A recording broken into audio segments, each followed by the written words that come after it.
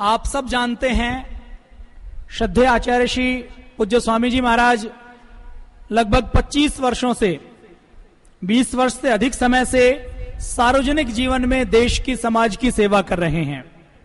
2005 में पहली बार एक योग शिविर का आयोजन हरिद्वार किया गया, जिसमें पूज्य स्वामी जी महाराज ने इस संकल्प के साथ पूरे देश के ऐसे योग्य योग में रुचि रखने वाले भाइयों और बहनों को आमंत्रित किया, जिनको पूज्य स्वामी जी महाराज ने 11 दिन तक योग सिखाया और उनको ये कहा कि अब जो मैं कर रहा हूं वो मेरे प्रतिरूप बनकर आप सब देश के कोने कोने में जाकर करें। लगभग 3000 व्यक्तियों को 2005 में योग शिक्षक का प्रशिक्षण हरिद्वार के भूपतवाला में दिया गया। इसी प्रकार 2006 में लगभग 3000 व्यक्तियों को प्रशिक्षण दिया गया। 2006 में पहली बार पतंजलि योग प्रशिक्षण समिति के नाम से जो शिक्षक बने थे उनकी समितियां जिला स्तर पर बनाई गई। उसके बाद 2007 में जब पूज्य स्वामी जी महाराज ने यह देखा कि भारत के 125 करोड़ लोगों में, उस समय के लगभग 115 करोड़ लोगों में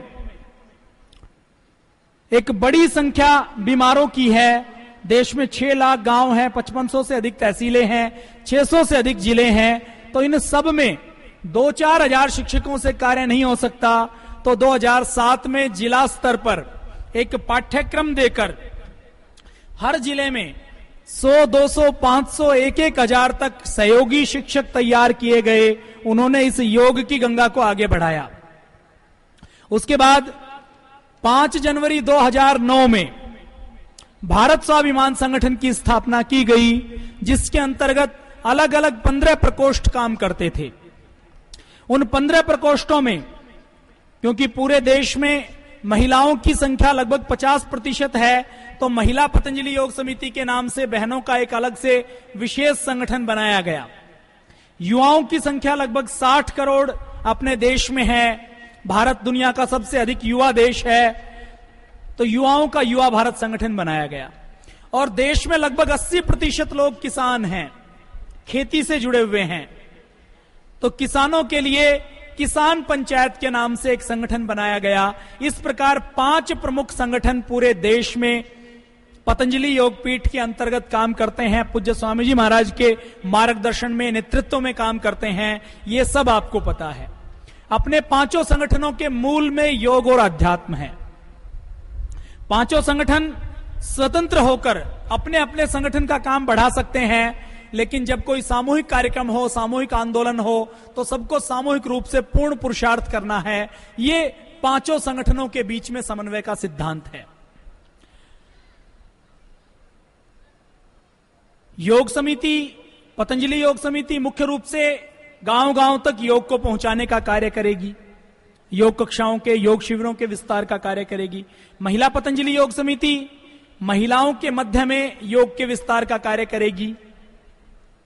युवा भारत युवाओं के मध्य में योग के प्रचार प्रसार के साथ साथ युवाओं को देश के साथ, संस्कृति के साथ, समाज के साथ, हमारे गौरवशाली अतीत के साथ जोड़ने का कार्य करेगा। किसान पंचायत किसानों को जोड़कर किसानों के मुद्दों को आगे बढ़ाने का, किसानों को जीरो बजट खेती करवाने के लिए, प्राकृतिक कुदरती खेती करवाने के लिए तकनीक मुहैया करवाना, तकनीक उपलब्ध करवाना, उनको प्रेरित करना, इस प्रकार का काम किसान पंचायत करेगा। ये प्रमुख रूप से 5 संगठनों के काम हैं।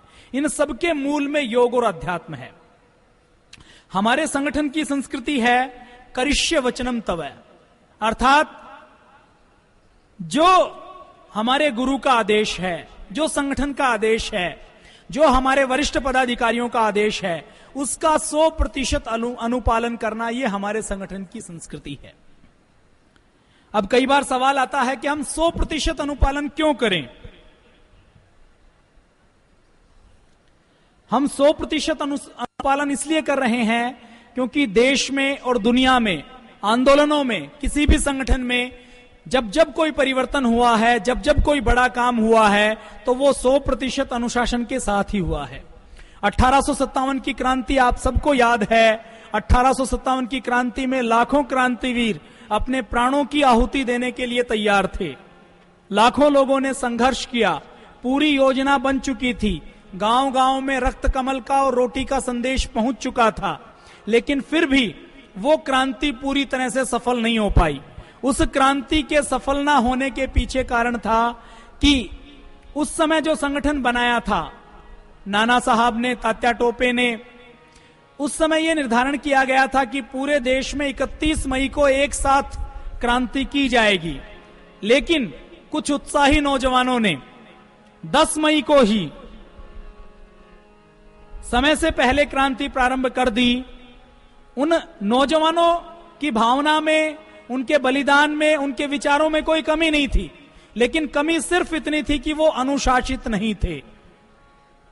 संगठन के निर्देश का पालन क्यों करना है ये उनको नहीं पता था, और उस 1857 की क्रांति में लाखों व्यक्तियों ने अपने प्राणों की आहुति दी, और आहुति देने के बाद भी निर्देश का पालन ना करने के कारण हमें पूरी सफलता, पूरी आजादी 1857 में नहीं मिल पाई। अलग अलग जगह विद्रोह हुए तो अंग्रेजों ने उन विद्रोहों को कुचल दिया, उनको दबा दिया। इसलिए हमें अपने संगठन में 100% निर्देशों का पालन करना है।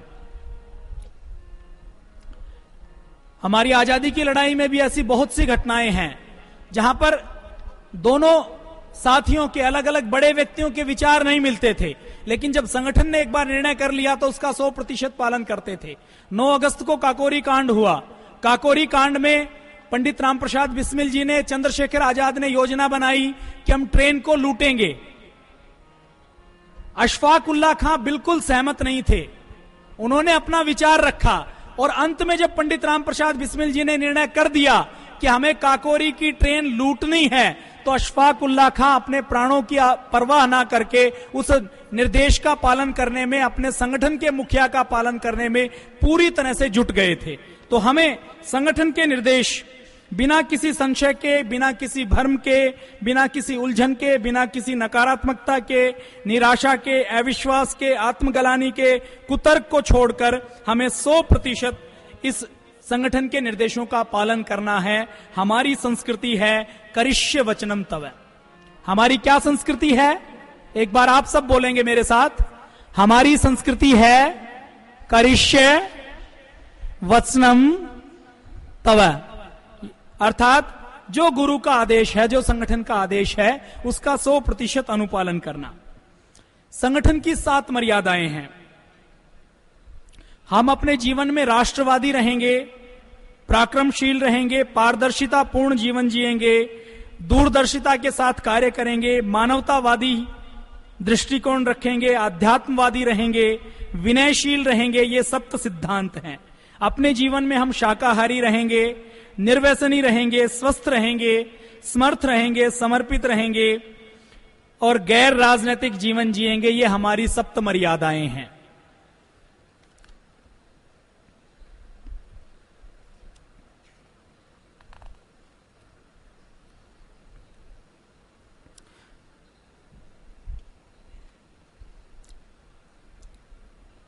पूज्य स्वामी जी महाराज कहते हैं कि हमारे 5 संगठन यद्यपि काम करने में स्वतंत्र हैं, लेकिन आपसी समन्वय के साथ काम करना है। जैसे हमारे शरीर में हमारे हाथ, हमारे पैर, हमारी आंखें देखने का काम करते हैं, हमारे हाथ किसी भी काम को करने का काम करते हैं, पैर चलने का काम करते हैं, कान सुनने का काम करते हैं। इन सब का कार्य तो अलग अलग है, लेकिन इन सब के कार्य में समन्वय है। हाथ कभी भी आंख के अंदर अंगुली मारने का काम, उसको फोड़ने का काम नहीं करता। पैर कभी भी दिमाग जिस दिशा में चलने के लिए आदेश देता है उससे विपरीत नहीं चलते। इस प्रकार जैसे शरीर के सभी अंगों में संतुलन होता है, उसी प्रकार हमें अपने संगठन में संतुलन रखना है। पूज्य स्वामी जी महाराज आगे कहते हैं कि हमारी रीति नीति है, हमारी मर्यादा, हमारा दृष्टिकोण है कि हमें संगठन के प्रत्येक व्यक्ति को यह दृष्टिकोण रखना है कि इस शरीर पर पहला अधिकार भगवान का है, दूसरा अधिकार हमारी मातृभूमि का है, तीसरा अधिकार माता पिता का और गुरुजनों का है, चौथा और अंतिम अधिकार हमारे स्वयं का है। तो हम जो काम करें वो पहले भगवान को, मातृभूमि को, माता पिता और गुरु को केंद्र में रखकर करें। पूज्य स्वामी जी महाराज कहते हैं कि आजादी कभी भी बिना कुर्बानी, बिना शहादत, बिना बलिदान के नहीं मिलती।